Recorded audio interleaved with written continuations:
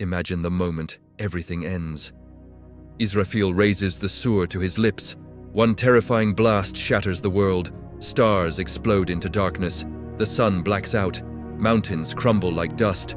Graves rip open. Billions rise naked, trembling, screaming. What woke us? This is Yawm al-Qiyamah, the day of judgment. No escape, no second chances. Only truth, only justice. Only eternity. Welcome to Religions Explained. If this grips your soul, hit like, subscribe, and turn on notifications. Because what comes next will change how you live forever. Let's begin. In the blink of an eye, it begins. Israfil, the mighty angel of the trumpet, stands motionless before the command of his Lord. His chest rises, falls, rises again, deeper this time. The breath he draws is not ordinary air, it is the final breath of creation itself. He presses his lips to the sur, one sound, one terrifying, bone-shattering blast. It does not start quietly, it erupts. First, in Makkah al-Mukarramah, the holiest place on earth, the Kaaba trembles. The black stone cracks. The Zamzam well boils over in black steam. The minarets of Masjid al-Haram sway like reeds in a storm before collapsing entirely. Then the sound races outward, faster than light, faster than thought. It sweeps across Medina al-Munawwara. The green dome shatters. The Rauda, the garden between the grave of the Prophet and his minbar, fills with dust and silence. Have you ever stared up at the night sky and felt a sense of awe? A feeling of smallness in the face of cosmic infinity? Now imagine that infinity turning against us. It starts not with a bang, but with a whisper. A strange shimmer in the atmosphere, a ripple across the horizon that science can't explain. At first, it's a spectacle, drawing crowds who gaze up in wonder. But the wonder quickly turns to terror. The sky begins to fracture. Cracks of impossible color split the heavens, and through them we see not stars, but chaos. Cities, once monuments to human achievement, crumble into dust as the very ground beneath them rebels. Towers of steel and glass are swallowed by fissures that glow with an otherworldly light. The great forests, the lungs of our planet, wither in an instant, their vibrant green turning to a deathly grey. Oceans boil, rising not as water, but as steam, shrouding the world in a suffocating fog. This isn't just the end of our world, it's the unraveling of reality itself. The moon shatters into a million glittering fragments, a diamond necklace for a dying planet. The sun flickers, its life-giving warmth replaced by a cold, menacing pulse. We are witnesses to the deconstruction of everything we've ever known, from the smallest blade of grass to the most distant galaxy. In the face of such cosmic finality, all we can do is watch as creation itself is unwritten. What happens when the universe simply decides it's over? This is that moment. Thanks for watching. The earth groans, a deep, guttural cry, as every living thing perishes in the same heartbeat. Birds fall from the sky mid-flight. Fish boil in the seas. Animals stampede in blind terror before collapsing. Every human being, king or beggar, infant or elder, feels their soul ripped from their body in one violent pull. Absolute silence follows, absolute darkness, absolute death. The entire universe becomes one vast graveyard. No wind, no sound, no heartbeat, no breath. Time stops, space collapses. Only Allah remains, Al-Hayy, the ever-living, Al-Qayyum, the self-subsisting, Al-Wahid, the One, Al-Qahar, the subduer. To whom belongs the kingdom on this day? No one answers. The question echoes in the void, unanswered. How long does this fearful silence last? 40 years, 40 days, 40 hours, 40 moments? No one knows. Because time no longer exists. Place no longer exists. Only Allah knows the measure of this waiting. The bodies of the dead sink into the cracked earth, bones crumble to dust, flesh rots, hair falls away, nails dissolve, teeth scatter like pebbles. But the souls do not perish. They are held in Barzakh, the barrier between this life and the next. Some souls writhe in torment. The punishment of the grave tightens around them like iron chains. Fire licks at their sides. Scorpions the size of mules sting without mercy. Angels of punishment strike with maces of iron. Others rest in gardens of bliss. wide green expanses, rivers of milk and honey, breezes carrying the scent of musk. They sit on thrones of light, smiling, waiting patiently. But all of them, all of humanity from Adam alayhis salam to the last child born, wait. They wait for the second command. They wait for the second blast. And then, it comes. From the highest heaven, the voice of Allah echoes once more. Blow the sur again, O Israfil. Israfil, who never tires, never sleeps, never falters, draws the deepest breath of resurrection. This time the sound is different. This time it is not destruction. This time it is life. The second blast tears through the silence like lightning through night. The earth convulses. Cracks wider than rivers appear. Graves explode open. Soil erupts upward in fountains of dirt and stone. Hands claw out first, pale, trembling fingers breaking through earth. Then arms, shoulders, heads, bones that had turned to dust fly together, clicking, snapping, locking into place with supernatural precision. Flesh grows back in seconds, muscle wrapping bone, skin stretching over it, hair sprouting from scalps, beards appearing on men's faces exactly as they were. They look around at billions of others rising at the same moment. They look down at their own bodies, whole again, young again, yet marked by every scar of their former life. And then the question bursts from every throat at once. Who has raised us from our resting places? And in the same instant, they remember. They remember the warnings. They remember the prophets. They remember the books. They remember every missed prayer, every lie, every glance at haram. Every moment they said, later. And terror, pure, paralyzing terror, grips them all. Screams rise like a tidal wave. Woe to us! The promise of our Rahman was true. Yasin 52, it has come. But now it is too late. There is no place to run, no cave to hide in, no mountain to climb. The angels descend, countless towering wings blotting out what little light remains. Their voices boom like thunder across the flattened earth. Line up! Move to the plane of gathering! The mashar awaits! And so humanity, herded like frightened sheep, begins the longest walk of their existence. Feet drag, knees buckle, hearts hammer so violently some fear they will burst before they even reach the place of judgment. They whisper, Ya Rabbi, over and over. But the time for dua has passed. The time for salah has passed. The time for tawbah has passed. Now only reckoning remains. If this first chapter has shaken your soul and reminded you that this world is temporary, smash that like button right now. Subscribe to Religions Explained so you never miss the next terrifying chapter. Share this video with someone who needs this wake-up call and drop Ya Rabbi Protect Me in the comments below. The second blast has sounded. The resurrection has begun. The earth is flat now. No mountains, no seas, no trees, no buildings. Just an endless white plain stretching beyond sight.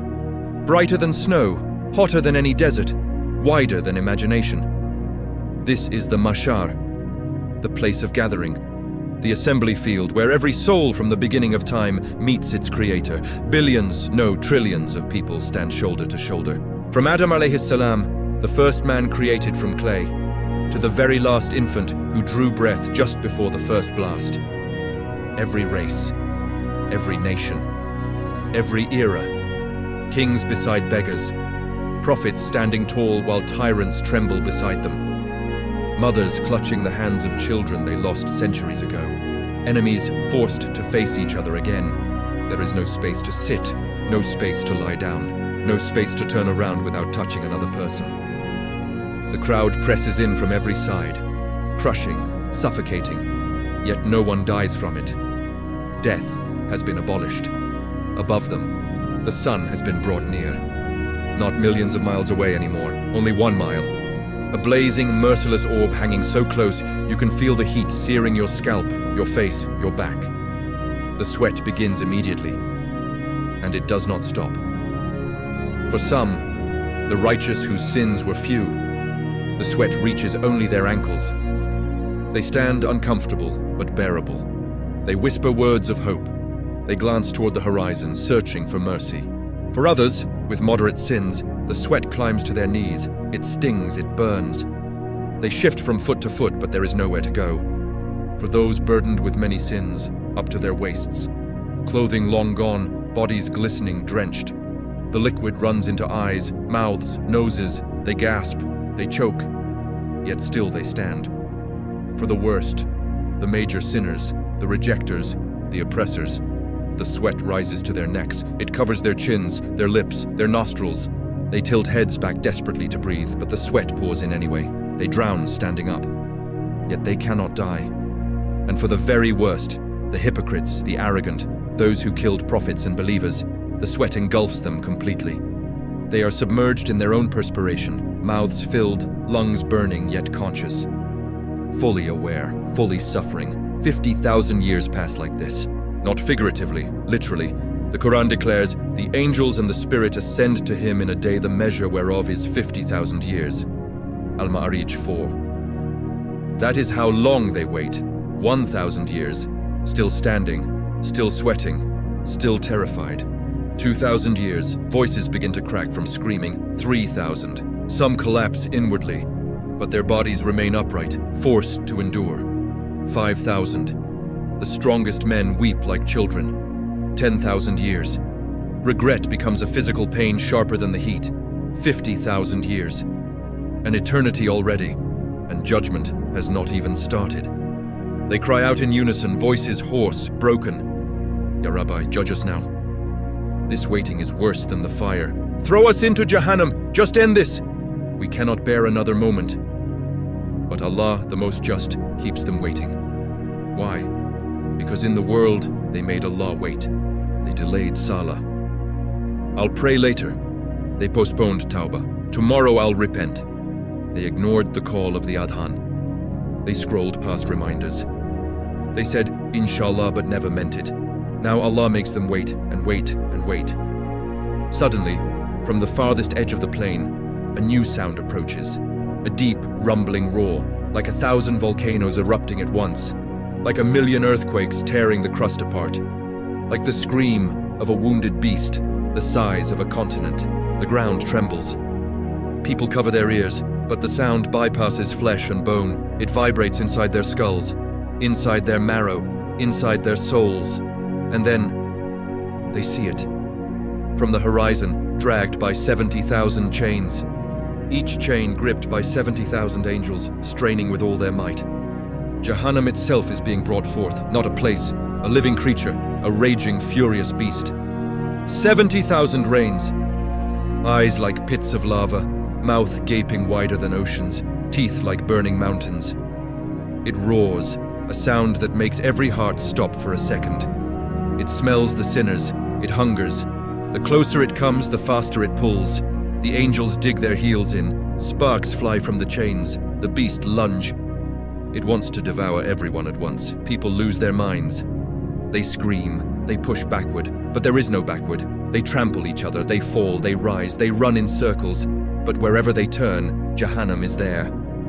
Then, a cataclysm. A massive chunk of the fire breaks free, billions of tons. A mountain of pure flame, glowing white hot. Rushing toward the plain like a tidal wave of death. It will reach them in seconds. People fall to their knees. They beg, they faint. They embrace strangers in final terror.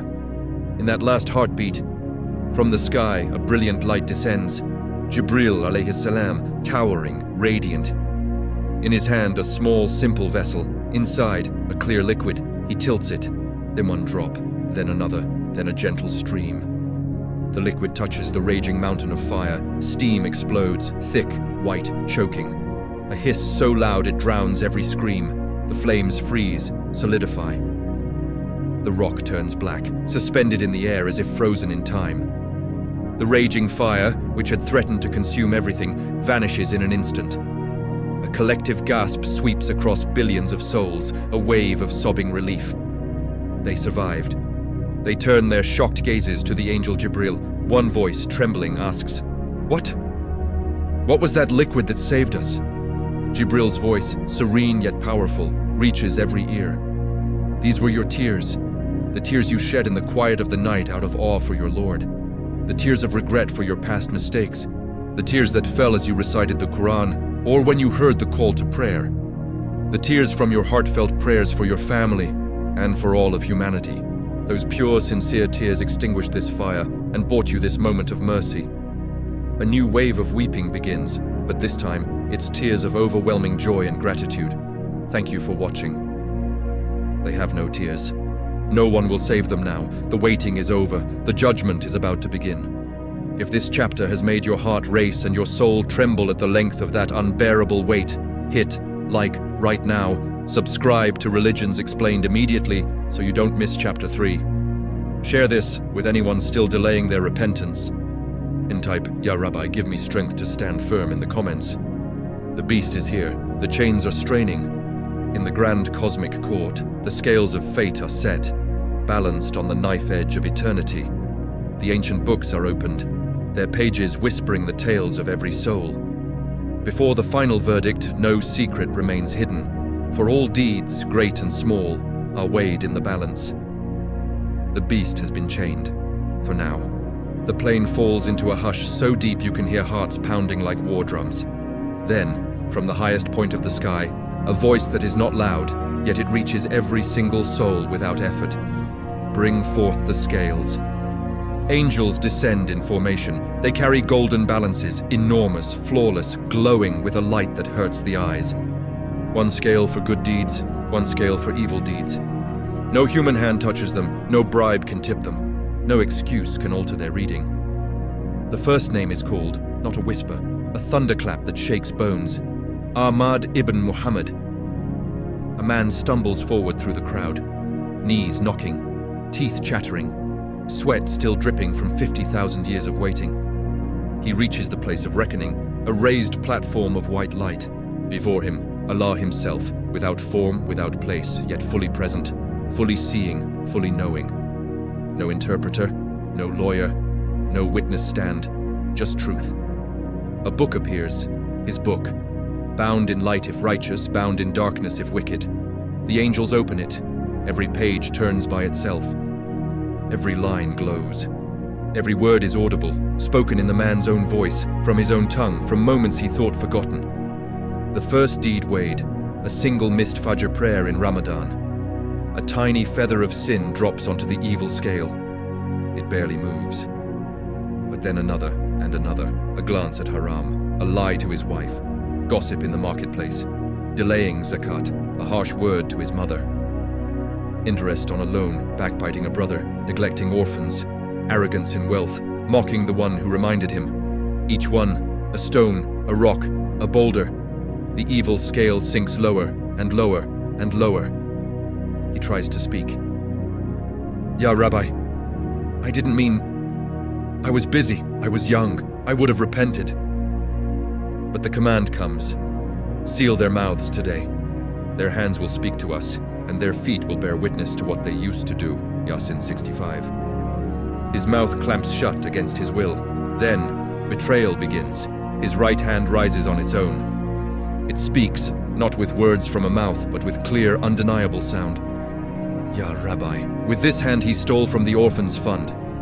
With this hand he struck his wife in anger. With this hand he scrolled through haram night after night. His left hand joins, trembling, "Ya Rabbi." With these fingers he counted riba. With these fingers he pointed in mockery at the one praying. His feet speak next, stomping involuntarily as they testify, "Ya Rabbi." With this foot he walked to places of sin. With this foot he refused to step toward the masjid. With these legs he ran from the truth when it came to his door. His eyes, wide with horror, glow and declare. Imagine standing on the day of judgment, ready to defend yourself. But then your own body begins to speak. Your eyes cry out, "Ya Rabbi." With these eyes he gazed upon what was forbidden. He looked with envy at the blessings of others, forgetting to be grateful for his own. Your ears then confess, "Ya Rabbi." He filled these ears with sounds that drowned out your remembrance. He found pleasure in listening to slander and gossip. And then your skin, every single cell, testifies against you. This part he neglected when he was supposed to be pure.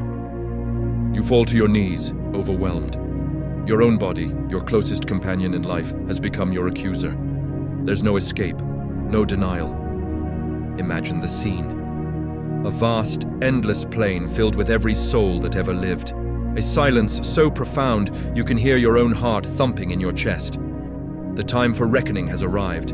One by one, we are brought forth. The book of our deeds is opened, and suddenly, our own limbs begin to speak. Our hands confess what they touched, our feet what they walked towards, our eyes what they saw. No secret remains hidden, not even an atom's weight of good, nor an atom's weight of evil. Allah does not wrong anyone, not even by the weight of a mustard seed. For some, those who truly repented, their good deeds outweigh the bad. Their book is placed in their right hand. A cry of pure joy rings out, "Read my book! I knew this day would come!" Their faces shine, radiant like the full moon as angels welcome them home. They are directed toward Jannah's gates, already opening in the distance, but for the majority, the book is handed from behind, to the left hand. They scream, "I wish I had not been given my book! I wish I had not known my account. I wish death had been the end of me." They beg, "Ya Rabbi, one more chance. Send me back! I will be righteous! I will pray! I will give!" But the answer is final. If you were returned, you would only return to what was forbidden. The scales tip. The verdict is read. Some are forgiven purely by Allah's mercy, without their deeds deserving it, because He loves to forgive. But the Prophet warned, out of every 1,000 of the children of Adam, 999 will enter the fire. The great majority, the vast majority. The reckoning continues, name after name, soul after soul. Hours become days, days become years. Yet the line never shortens. Every secret thought, every hidden intention, every forgotten sin, every small kindness, all laid bare. No one escapes scrutiny, no one escapes justice. And as the last names are called, as the scales are lifted one final time, the separation begins, chains rattle, angels move among the crowd, binding wrists, ankles, necks. The people of the fire are dragged away. They cry, "Ya Rabbi, give us respite! Send us back! We will do better!" Too late. The bridge awaits, the Sirat awaits. Jahannam roars in anticipation. If this chapter has made you feel the terror of that moment, when your own limbs speak against you, when no lie can save you, then like this video right now, subscribe to Religions Explained.